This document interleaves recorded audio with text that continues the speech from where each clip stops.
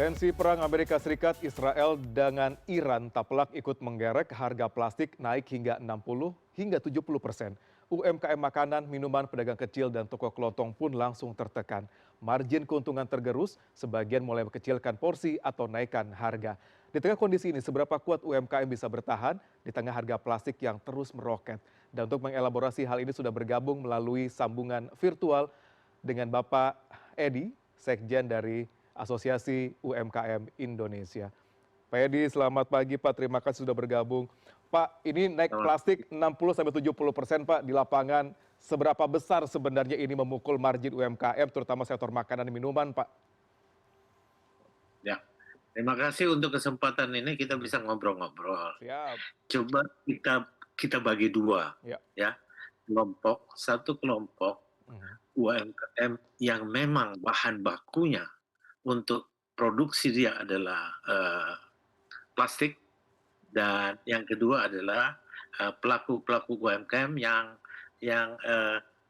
bukan berbahan baku plastik untuk produknya, tetapi Mhm. penunjang, ya, Mhm. semacam kresek atau pembungkus untuk Mhm. itu.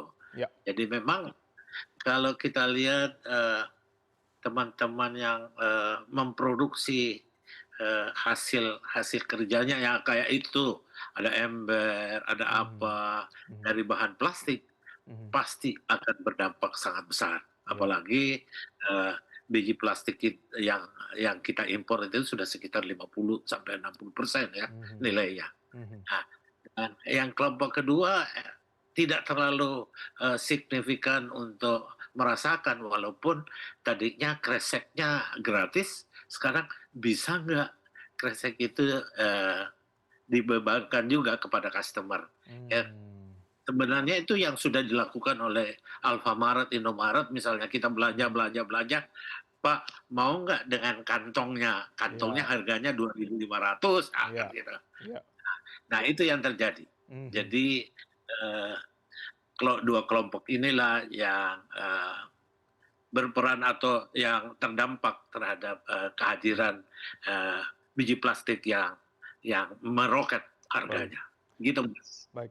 Pak Edi, di Akumindo sendiri apakah sudah ada laporan terkait dengan keluhan-keluhan terkait dengan harga nafta, sulitnya mendapat pasokan bahan baku plastik ini sendiri, baik dari dua sektor UMKM tersebut, Pak Edi? Kalau berbincang-bincang iya, Hmm. kalau berbincang-bincang Hmm. iya, bahwa ada kenaikan. Tapi Hmm. saya titip pesan kepada teman-teman saya, Hmm. para pelaku UMKM, apapun kondisinya, kita tetap harus survive. Hmm. Kita harus tetap bertahan.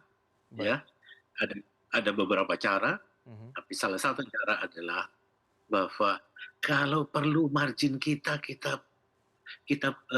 kurangi Hmm. dalam konteks kita mampu tetap bertahan. Ah, itu yang menjadi inti. Tapi kalau mengurangi margin ada kekhawatiran nggak sih Pak? Mereka bila kondisi ini berlangsung terlalu lama tanpa adanya kejelasan, lebih tetap sulit mendapatkan bahan baku plastik, harga plastik eceran kresek juga semakin tinggi. Dengan margin yang berkurang, apakah ada kekhawatiran mereka akan gulung tikar gitu? Atau mereka justru akhirnya memutuskan untuk menaikkan harga jual jatinya nanti ke depannya kepada konsumen? Ya, jadi ada dua cara. Ada dua Mhm. cara untuk menanggulangi itu. Pertama Mhm. adalah bahwa eh, menurunkan margin yang ada, Mhm. tetapi masih tetap punya profit. Mhm. Kan gitu. Ya. Misalnya biasanya 12%, bisa nggak menjadi 9%, kan gitu. Hmm.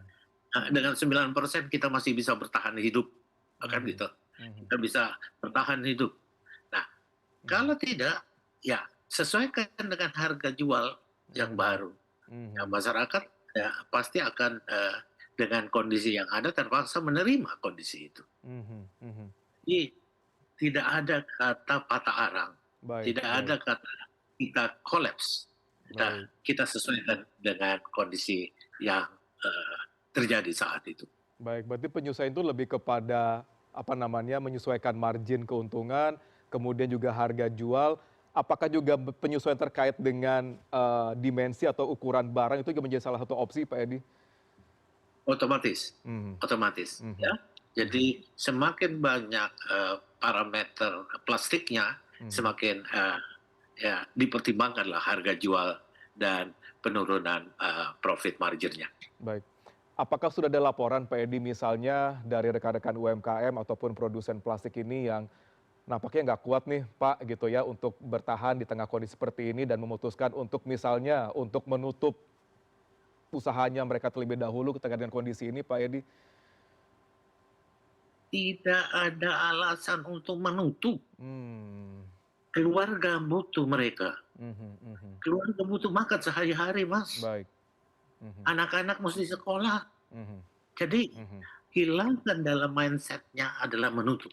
Oke. Tetapi sesuaikan dengan Mhm. kondisi yang ada. Nah, Baik, itu yang paling penting. baik. Supaya kita tetap baik Mhm. untuk menopang bersama-sama ekonomi Republik ini. Baik.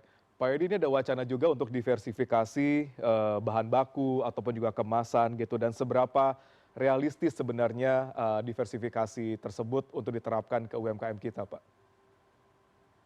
Saya kira usulan yang bagus. Saya kan Mhm, sudah sempat melontarkan juga mhm, pemerintah dalam hal ini. mhm, Kalau sebelum sampah-sampah itu masuk ke TPA akhir, mhm, pilahlah yang plastik-plastik itu mhm, agar bisa diolah kembali mhm, sehingga bisa menjadi bahan baku atau biji plastik yang bisa mhm. menopang produk-produk plastik yang ada.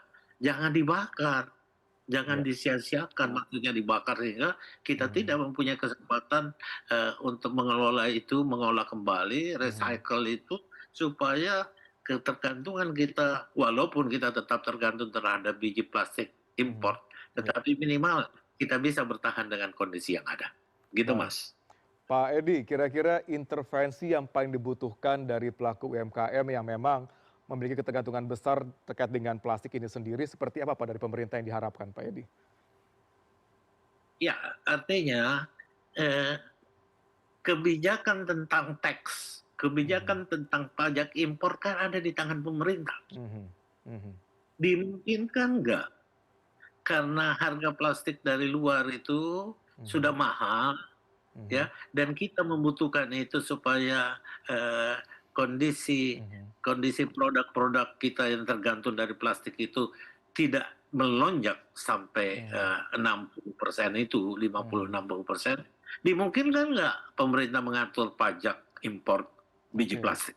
oke. Nah, itu salah satu yang Mhm, sebenarnya domain pemerintah, ada di tangan pemerintah. mhm, Berhitunglah berapa besar mhm, pengurangan pajak itu sehingga ya mhm, teman-teman yang memproduksi eh, yang ketergantungan dengan plastik bisa lebih menerima dengan harga mhm. yang lebih wise. Gitu. Baik.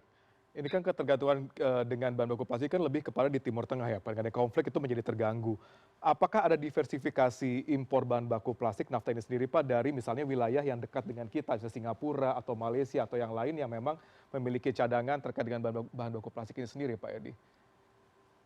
Sudah muncul kepemukaan dari Ah, Australia, mmm, ya, mhm, dari negara-negara yang di luar impact Timur Tengah, mhm, tetapi pasti kalau jaraknya jauh, mhm, cost-nya juga menjadi lebih tinggi. mhm. Baik, Makanya peran daripada government itu mhm, ya sekali lagi mengenai tax, mhm. gitu. Baik.